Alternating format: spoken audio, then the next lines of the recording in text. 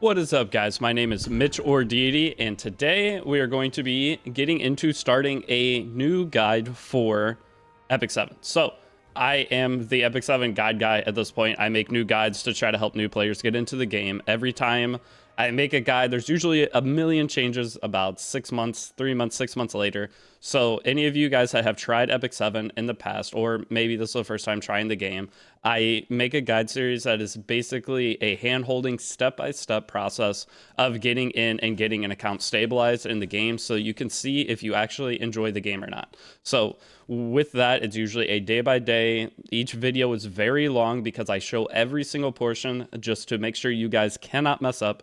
And this is for new players getting into the game. I do plan on making some kind of returning player guide at some point in the near future, potentially later this month. But those of you guys that have played an account in the past and have like certain characters that you want to hold on to, it's not necessarily a bad idea to start a new account and try to do everything properly. So whenever you get into the game, there's a lot of early game decisions that you can do that will just make your account to where you can complete all the PvE content with the minimum amount of characters. And then from there, any new character you pull, you can build them up if you want to get into PvP. But those of you guys that have maybe never heard of Epic 7, and this is your first time clicking on like an E7 video, the game is primarily PvP focused. There are players who play it for PvE. There are some people who enjoy the story. There are some people who there are just different things about the game that different people like. But for the general player, there's only so much content to do that is PvE. And then from there, you want to get into the PvP portion. Now, the questions with PvP in a gacha game, is it pay to win? There's elements of pay to win, but honestly, free-to-play players, this is the most free-to-play friendly gacha game in existence that I know of that has PvP at least. So, and that actually has like a long-term, I mean, Epic 7, this is going on the 6th, almost 7th year of Epic 7. So with it being the 7th year, there's likely going to be some huge changes throughout the year. But those of you that are worried about, oh, it's a PvP game, I'm not gonna be able to compete if I don't spend money, that's not the case at all. I make new accounts all the time and I'm able to get all the way up to champion RTA on those, which RTA is the real-time arena of this game. So those of you guys that are worried about starting the game, worried about it being pay to win, it's really not. It's just about playtime. It's about each day. So the way I look at Epic 7 is every single day that you play is worth like $50 or so. It's a lot. Maybe it's like $30. Every single day you play is worth about $30 into your account compared to someone who starts and spends. So as long as you play for long term, you're going to be to a good point just like they are. And as you get to super in game, somebody who's been playing for 6 years is going to have an account that looks exactly like mine, even if they didn't spend a penny. So there is a ceiling with this game that you get to, that it doesn't matter how much money you spend. It's a lot of luck. The more money you spend, the more chances you have at luck. So that is one thing to keep in mind. Next up, the biggest thing, if any of you guys have played the game in the past or have seen other people play it, the main mistake people make in Epic 7 is going to be they just go in, they spend all their resources, they get their sky stones, they think they need to summon on everything. And the way that most Epic 7 accounts, I would say probably 98% of all E7 accounts, look like they just have a bunch of characters that they pulled on, a bunch of maybe limited characters because they played during a time that there was a collab, and like Millum, for example. Like they have a bunch of these characters on their account and no gear on them, no anything on them, because they didn't take the time to learn how to gear properly and they just wanted to pull characters. So that is one of the biggest mistakes you can make. If you do all this before you get your account stabilized, you have no resources to stabilize your account at that point. So any returning player coming in or trying to come back, if you don't have sky stones and you don't have leafs, it takes a very long time to fix your account. So as a new player, you could just go in and fix everything and have everything going right from the start, and within a 2-week period you could have everything PvE wise set up in the game.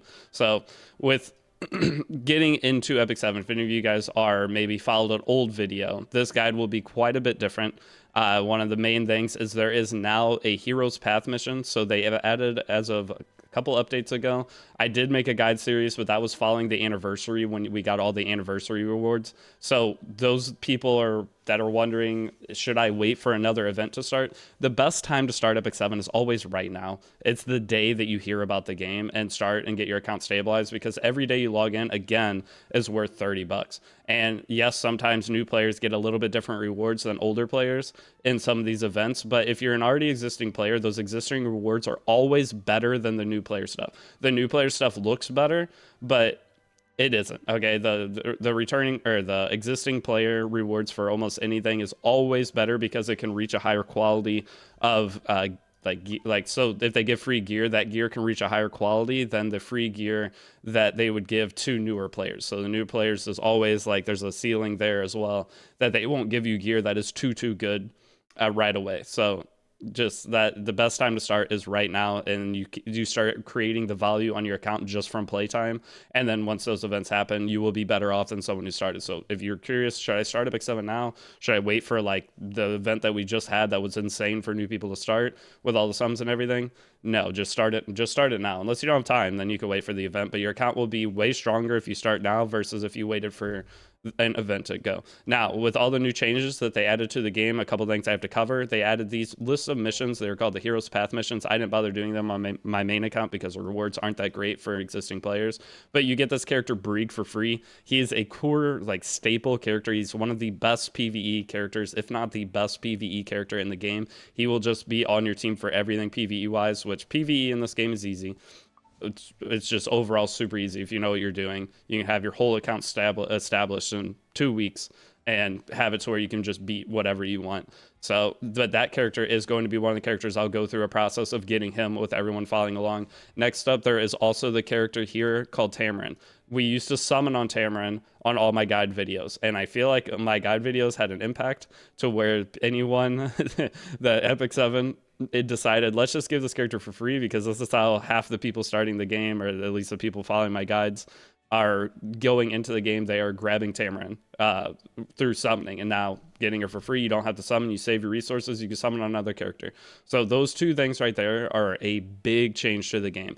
Now, we are always going through balance patches, those of you guys that are curious as to right now at the start of making this, there's a headhunting event, and you can get a free 5-star of your choice. Moonlight 5-star, Moonlight 5-stars are the usually core PvP characters of this game.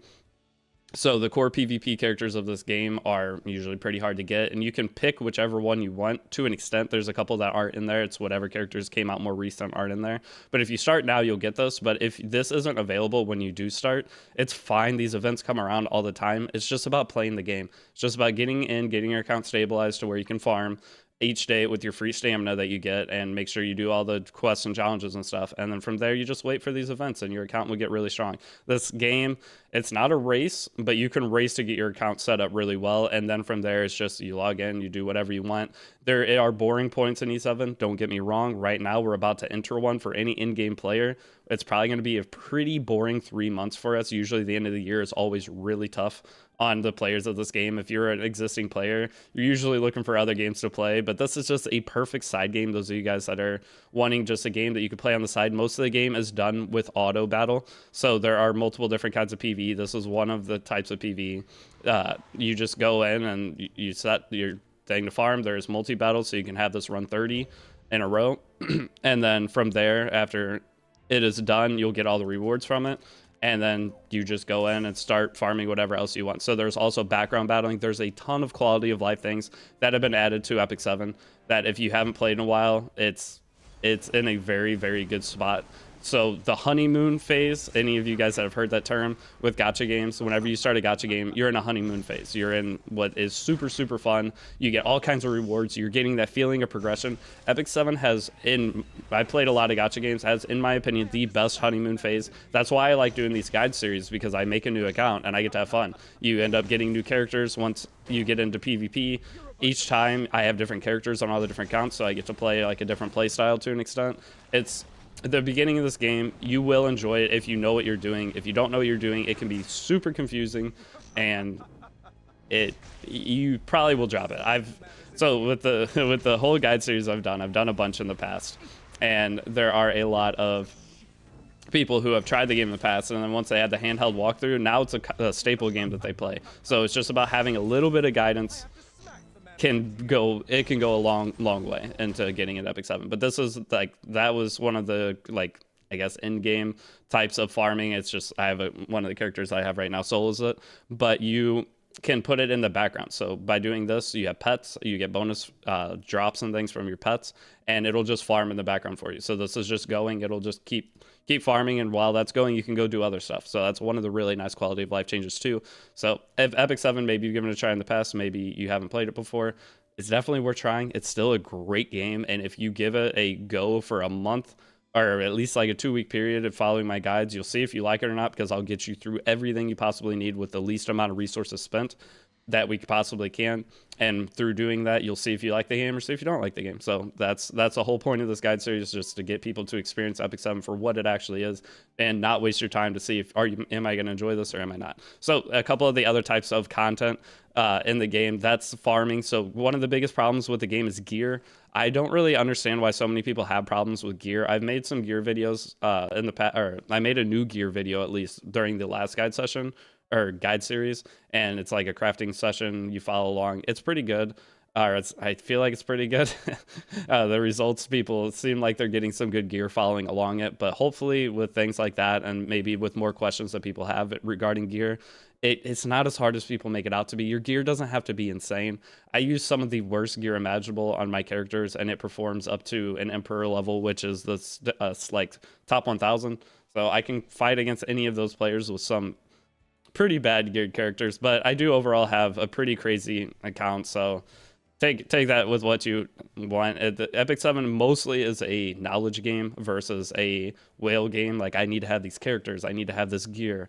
If you have the knowledge and matchups of the characters, you will be fine. So the more time you put into Epic 7, the more you learn about it, the better. Now, one last thing before we wrap up this video, the guide series will start tomorrow. I'm working on the other account right now, but the biggest like benefit for Epic 7 is going to be the community. Okay, the community in Epic 7 is absolutely amazing. I have a Discord server. If you guys are gonna get into the game and are gonna have questions along the way, there's a ton of people in there. I have the biggest Epic 7 Discord server, at least out of all the creators, besides the official server. So the server gets a little wild sometimes. We have some goofballs, but that happens anytime you get a bunch of people together. Luckily, I can moderate it to an extent. If there's somebody being annoying, I can kick them.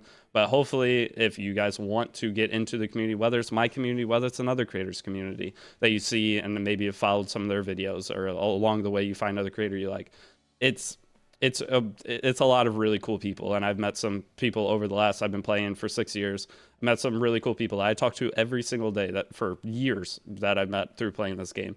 So with it being a side game, also you can find people that play other games. So if you're looking for people, I play Apex with some of the people. I don't know, it's a really, really cool community. It's really welcoming to new players and people getting into the game. So that's all I got for this. Hopefully you guys give the game a go if you follow my guide series. Good luck. If you have any questions, you have the Discord, you have the comment section. I'll do my best to respond to any comments. I will see you guys at the start of your Epic 7 journey in part 1 of the guide. Probably be up tomorrow. And then I'm going to try to do day by day. So that's why I'm kind of uploading this, to give me a day buffer, because then I'll have the first episode and the second episode all done tomorrow. So I'll be a little ahead. Usually I'm behind on these. But thanks for watching. I will see you all tomorrow. Peace out.